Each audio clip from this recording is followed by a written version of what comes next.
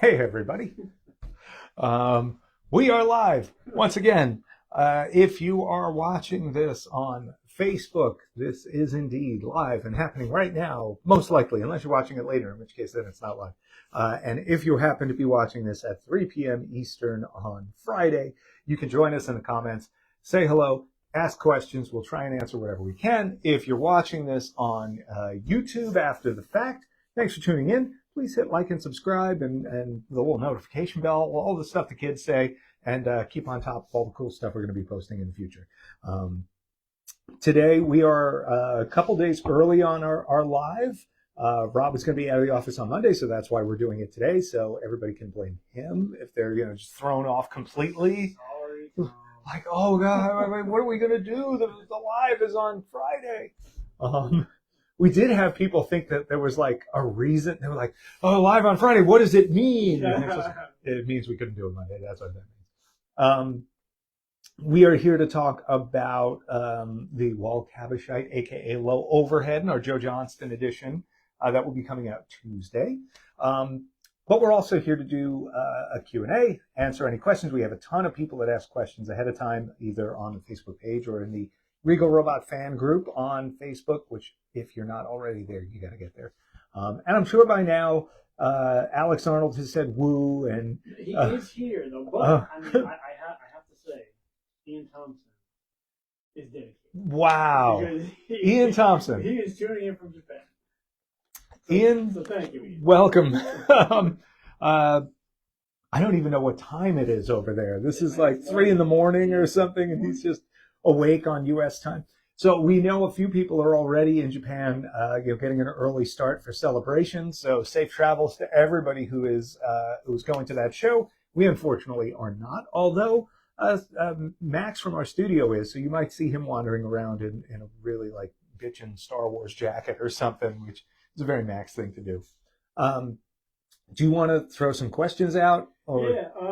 We have a few people saying hello. So Stephen, you say this is hey Tom and Rob. I'm Steven? On time for once.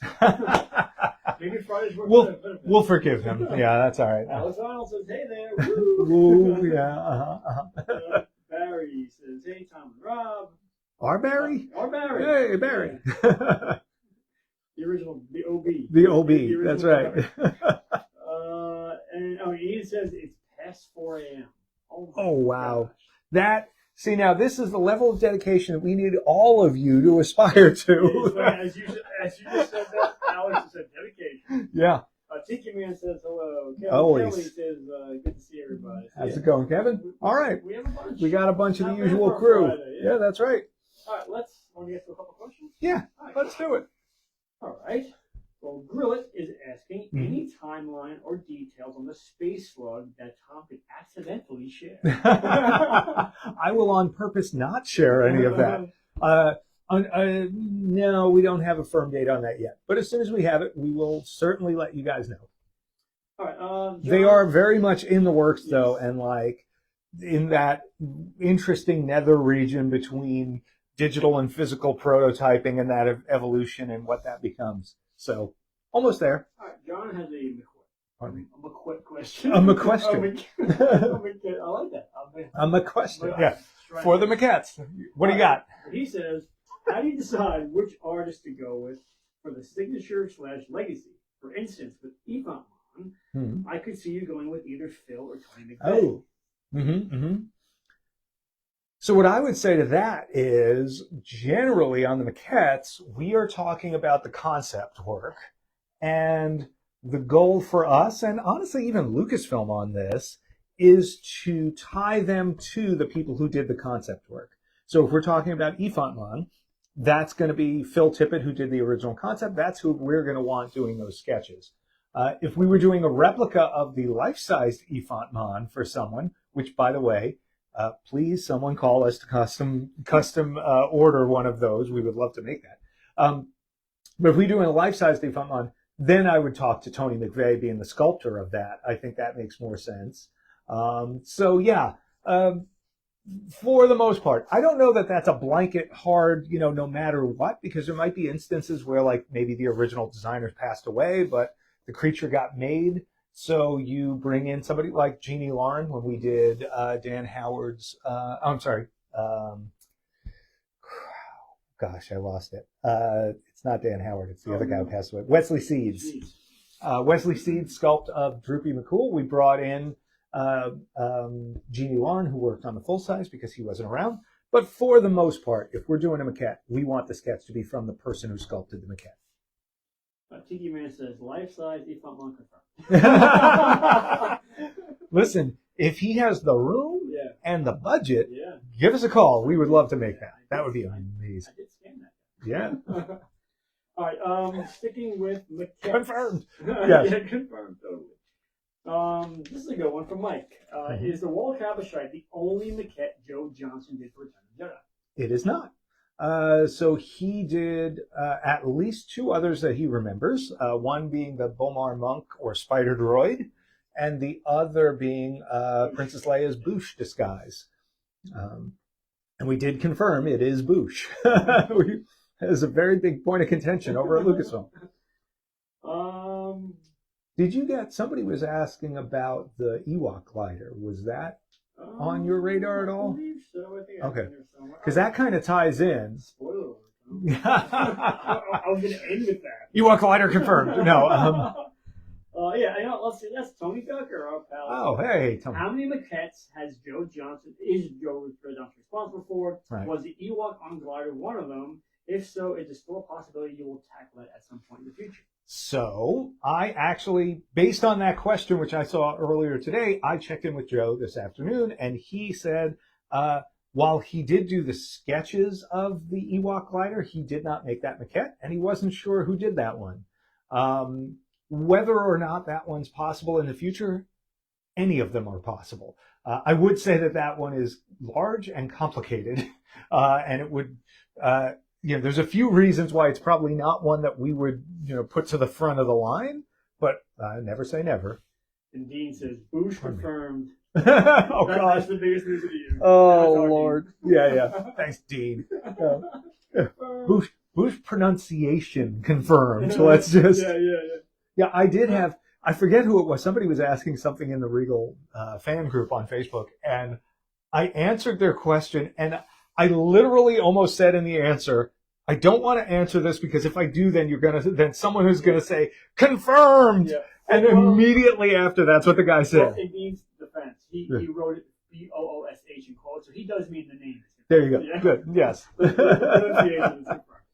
Switching gears to some indie questions. Mm-hmm. Any chance we'll see more from The Last Crusade? I would love a Cross of Coronado or Henry Sr.'s wall art of the Leap of Faith. Leap of Faith. Sure. The Leap of Faith is really cool. The Cross of Coronado, I think, is probably not one that we would likely be doing. And this is all stuff that we, look at very closely. We examine the real things in the archives, and then we talk with Lucasfilm and Disney and see what makes the most sense to go forward with. My gut says that it's unlikely that we'd move forward on a Cross of Coronado, but never say never. Things change. Who knows? Leap of Faith, really cool. Definitely something we've looked at. I know that original painting very well at this point, and so who knows? It's a really cool piece. Going back to the maquettes. Mm-hmm. With how fast the Legacy Yuzum sold out, is there some adjustment to be made on edition sizes when it comes to Legacy editions, especially some of the status of Nero? This is a great question. And I would also note, so I think people online were saying that it sold out in 3 minutes. According to Katie, on the back end of the website, it was closer to a minute. That's not our favorite thing in the world. Our goal is that everybody who wants something at least has a chance at it. And when you're talking about sellouts that quick, then obviously we cut that one a little too close. That said, if you look at the previous editions that were leading up to that one, they were selling out slower. In some cases, they were, weeks and weeks or months even on. There's a few that didn't even sell out yet that were Legacy editions from great artists with great art. So it's always a little bit of a guessing game. There's also the status of the character. I love Yuzum. I know Rob loves Yuzum. Mm-hmm. In my head, though, this is my head, by the way, I'm pointing to it. In my head, I didn't think that. I thought it was weird that we loved Yuzum. I thought there were a lot of people out there that didn't really think much of it. So when he sold out that quick, both the Legacy Sketch Edition and the Signature Edition sold out really fast for one of those. That just says that there were more people out there that loved that character that, we maybe just misjudged a little. For every one of these, we try and balance the rarity of the signature or the artist, the popularity of the artist, the popularity of the character, the price of the maquette, which, in the case of Yuzum, actually, we wound up putting him out cheaper than we initially thought we were gonna. So maybe that was something that could play into that edition size. I will say with Joe Johnston coming up on the wall of Cabasshite, aka Low Overhead, that we wound up doing an 83-piece signature edition rather than a really low one, just because of that experience with Yuzum. And I think, and also having the 100-piece numbered edition gives people a really good chance at getting a hold of one of these to help, complete their collection of Return of the Jedi maquettes. I would just say that every piece we look at individually, we measure all those things that I laid out, and we try to do our best guess as to what it will take to not just, we're not putting the number so that we can have a fast sellout. We are putting the numbers so that we think we're going to sell the right amount to the right amount of people that want this thing, and not leave too many people left out. So, future editions, things that have legacy editions, we might do some adjusting. There might still be some in the future that are low like that. There are some where maybe it's a more expensive piece, maybe it's an artist we've seen a few times, and maybe that makes sense to have a lower number. But maybe there's a new artist that comes in, or maybe it's a really popular character and we boost it up a little bit. But we're always looking at it, and thanks for a genuinely really good question. I'm going to give you one more question, then you can kind of sure show off on your maquette. This one is perfect. It's when will the Wall Cabasshite page be live on the website? What? Who asked that? I don't know. Tom H.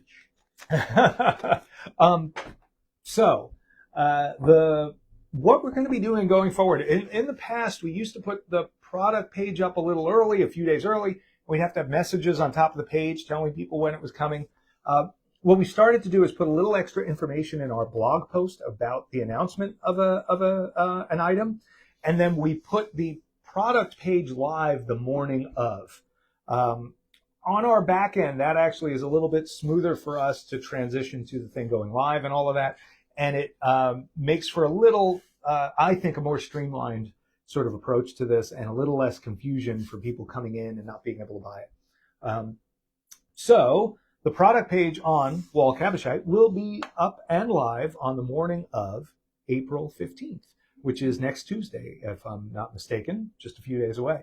So right now, if you want to see the details and find pictures and look at some photos of Joe Johnston doing his signature on him and everything, that's on the news page. If you go to regalrobot.com, click on the news button, and it'll be the top news entry talking all about this edition, gives you all the details, pricing, timing, payment plan details, etc. And then the morning of the 15th, we will be making this, the product pages live. It will be both the signature edition and a numbered edition, two separate pages. And you can, squat on the page and hit refresh a whole bunch of times at noon and get yours. Why don't you? Yeah. So, this is a fairly quick turnaround after Yuzum, right? Like, we're 3 or 4 weeks from when that came out. But this is a guy we've wanted to do for a long time. And this is an artist that we have been dying to have as part of one of our editions. And we thought this was a really cool way to do that, and a way to do it that doesn't break the bank and gives people a chance at a signature that is normally more expensive to buy than just the difference between these editions. So for anyone who doesn't know who Joe Johnston is, he's probably most known now as a film director. He did Captain America: The First Avenger. He did Jumanji. He did The Rocketeer. He did the 2009 Wolfman with Rick Baker's effects with Dave Elsey. He did Jurassic Park 3. But he got his start back in the 70s at ILM. That was really his. I'm sure there was a little before that, but that's where he became known as just an incredible designer for film. He was both a concept designer. He worked in the model shop. He painted models. He worked on the design of Boba Fett and fully painted the hero Empire Strikes Back Boba Fett helmet. And I'm sure had tons and tons of input in every part of that suit. He did all sorts of work on Return of the Jedi. He's obviously also did a ton of storyboards and things like that for the films. Really one of these visionaries that is probably more responsible than people know for the look and feel of these films. And if anybody ever has a chance, he did what was called the Joe Johnston sketchbooks. There was, I think it was technically the Star Wars sketchbook, but it was like mostly his stuff. There's a Star Wars sketchbook, Empire, and Jedi. 3 books really worth picking up, and there's a ton of his art in there, and it just gives you such respect for the stuff he did. I've been lucky to know him for a while, and he's helped us identify who sculpted a bunch of the maquettes and things like that. He's been a really great resource for us when we've been researching things, and luckily, always responsive, which is great. And when it came time to do this edition, we went through, we showed him a bunch of photos of this for him to confirm, yep, I sculpted that guy. And Judy was the one who initially remembered this being him. She sculpted the full size, which, by the way, is like this big, like just this part of it. And then the tongue is like 3 feet long, I would say, do you think? So she said she worked off of a maquette that Joe sculpted. We went to him, we showed him all the pics. And sure enough, not only did he remember it, but he was excited to be a part of the edition with us and sign the plaques for it. So what we now have are 2 editions. We have a numbered edition of just 100 pieces, and then we have a signature edition with Joe Johnston's signature right on that plaque, and that edition is 83 pieces. The numbered edition will come with it's our small standard plaque. I just don't happen to have one today to put with us. Where was I going with this? The neat thing about this guy is I've always thought of him upside down. I remembered seeing the maquette it's in the Star Wars Chronicles book. It's in the background of the From Star Wars to Jedi panning shot. It's in a few other places, and I've seen it at the archives for, decade and a half now. And I always thought of him this way. Like I always thought, oh, this is how he is. But when you look at the movie, he's that way. And when you start to look at his face, and this is something where I think we might have to get zoomed in, there's, when you look at him, so yeah, do you want to see if we can do this? So you look at him this way, and you sort of think like, oh, okay, there's his eyes, that's his eyebrow, this is this weird noodle coming out of his head, and these 2 little guys are like eyebrows or something like that. However, and tell me if I'm in a good position here, once you flip him over, you can actually see like, oh, that's his lower lip, that's his tongue, these little guys are his nose, and that wrinkle that we thought was under his eyes is actually his eyebrow. And so in the movie, this is sort of the position he's in. And yeah, you start to see this grumpy face, sort of a fish mouth kind of thing. It's a really weird, interesting design.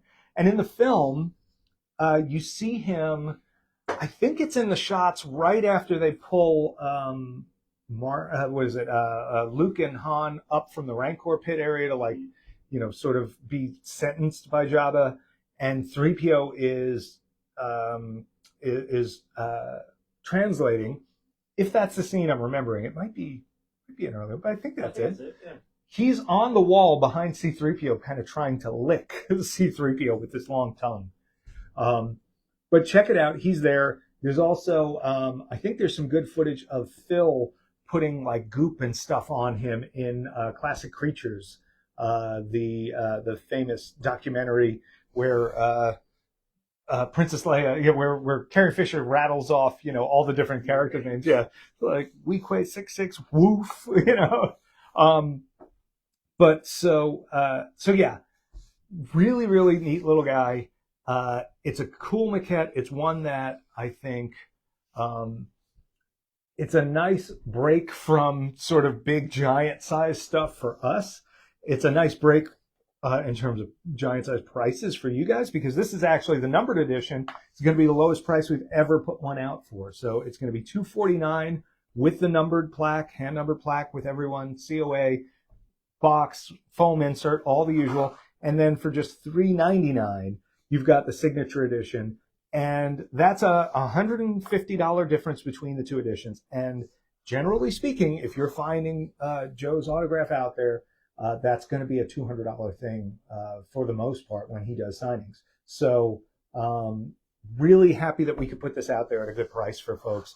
And I think it's a nice follow-up to Yuzum. Oh, here's the other thing. So the Yuzums are going to be shipping probably next week.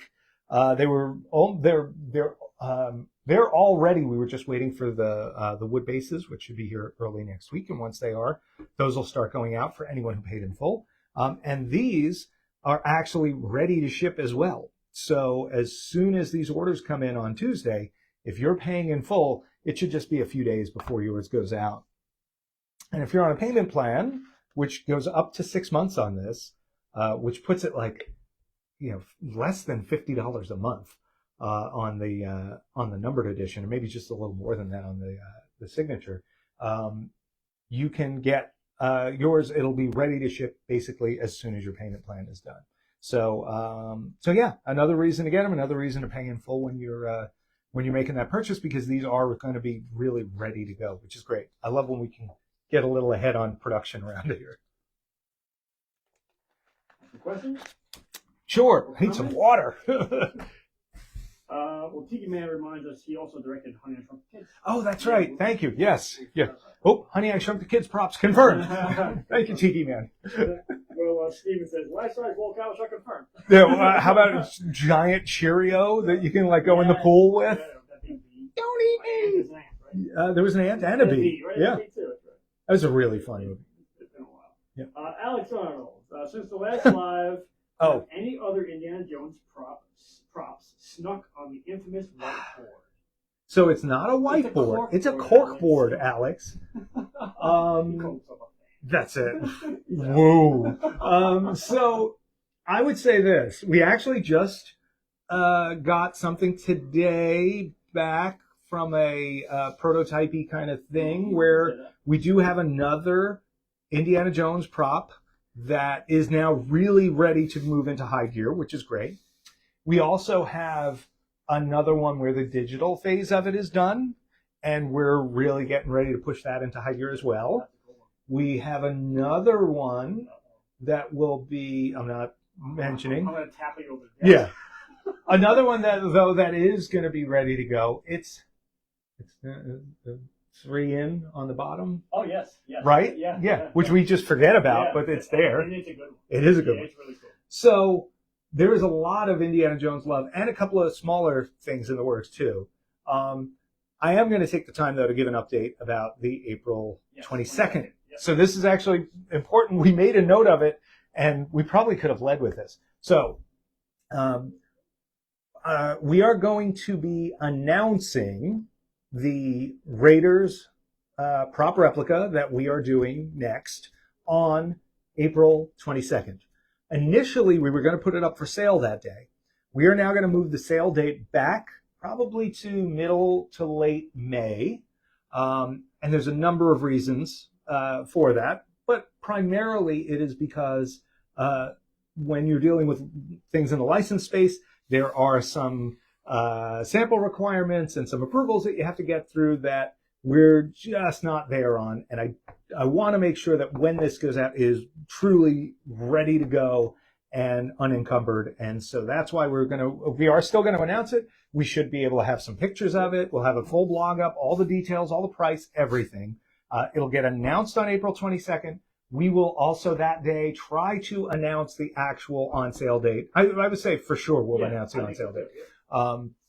But in the meantime, sit tight. Yeah.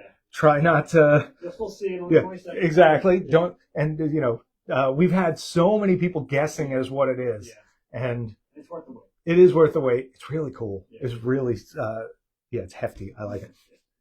This is a good one. Ian says, for those hoping to get a wall who will be in Japan, oh boy, a wall goes live at 1 a.m. on Wednesday, April 16th, Japan. Oh, because they're ahead. Thank you very much for pointing that out. That was great. Steven says, are there sticky notes on the cork board? And if so, can Rob show us a close-up? Not sticky notes, mostly little pieces of index card or a lot of thumbtacks. A lot of thumbtacks. Yeah. We've started printing out photos of things that we're working on when they get to that phase, so we can see them at a glance. The only thing missing is like that's the yarn. Yeah, it really does look a little like a Alex says it's now a woo board. We should put out, and let's not forget this, let's put an updated schedule out this afternoon so that people can, because we do want to make sure people aren't expecting that April 22nd, purchase now thing. We'll just change that to announcement or something so that everybody knows. Let me go to the pre-printed questions. This is a kind of fun one from Mitchell. Okay. He heard that Tom assists in the shop as a Wookiee barber for the busts. What other odd jobs do you do for Regal's various releases? Oh Lord. If any. Yeah, I don't know. Overseer is a good one. I'm definitely an overseer. I'm definitely the nitpicker in chief. Coming back while people are working on things and going like, "What is this? What is that? What about that?" Yeah. I can't resist anything back there that has fur on it though. Like if they're working on a Chewbacca right now, and I'm always they're like a life-size full statue Chewbacca, and Michaela's working on that, and I just keep showing up behind her and like touching it and going like, no, like this, no, how's this? Does this look okay? Those are the main ones that like if it's got fur on it, I have a really hard time not getting into it physically. But other than that, it's a lot of staring way too closely at details on things. All right. Joe is asking. He says, "I love Kurt Thatcher's Apple Slug. I'm wondering what other pieces he was responsible for. And as a follow-up question, how long before we may see one of his maquettes?" Ooh, I mean, Apple Slug is cool. Apple Slug is super cool. Yeah, it's a really, really neat design. He's bigger than I think people think too. He's substantial. Yeah, he's got a few things that make him challenging in terms of reproduction. But he's super cool. I love that he's actually peeling his skin back to expose his skull, which you don't really think about until you see him up close.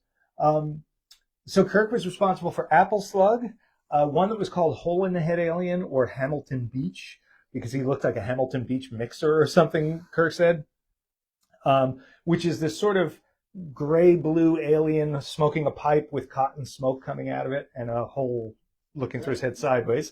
And then one that they call the hot tub alien at the archives, and it looks like a creature inside of a garbage can, and it actually had, for years, it was missing, but next to it was a little snake-like creature that was drinking the bathwater out, and that little snake creature was recently rediscovered at the archives, and so I was very, very excited about that, and it was something that was shown to us with stuff they found, and I was able to go like, oh, I know what that is, which was really, really cool. But anyway, so those are the three that Kirk did. Certainly Apple Slug is the strongest one out of those three, and I would love nothing more than to get him in the mix as one of our artists for this stuff. So who knows? When is the first batch of Signature Edition staff shipping? And how big is that first batch going to be? So first batch is going to be about 10 to 12 pieces, and they'll be shipping in about a month. They're with the plating company right now. The additional pieces in that are currently in mold and cast and prep finish, which you have to get these prepared to a real fine degree before you send them off for plating. The goal is to have 10 to 12 pieces going every few weeks. After we start to ship them, and probably you're looking at mid to late May, according to the current schedule. And that'll continue to ship through the rest of the year is really the plan on that. So every few weeks we should have another small batch going out. And we do have people who are on payment plans until, I think that was November that we released that. So our goal would be to finish enough of them to do all the paid in full orders and then slowly stock up so that when the payment plans finish, that those are ready to go. Tiki Man is asking, on the last live stream, you mentioned a prequel maquette in the works. 2 questions. Will it be timed release like a Jar Jar maquette? Will there be a new sign revolve by chance? So on that one, I think we were talking about doing a timed edition. Yep. I don't believe we have a signer on that one. I don't think we do. And that's something that's still in the air. So to be determined. Yeah. But it's a good one. It is a good one. No, people are going to like that. Yeah, it's really good.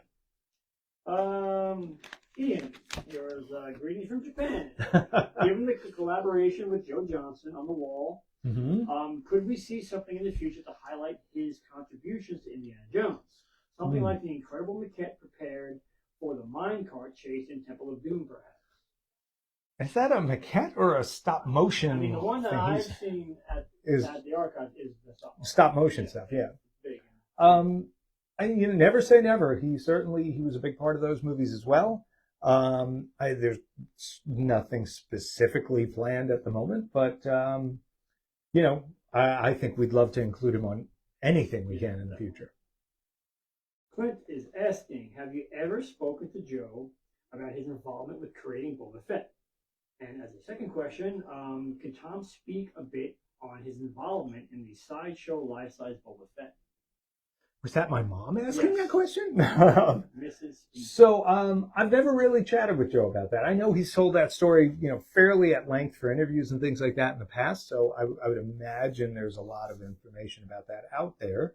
As for the Boba Fett from Sideshow, which I think is technically still available, which is amazing. That's something we worked on back in 2011, 2012, 2013, maybe sometime around then.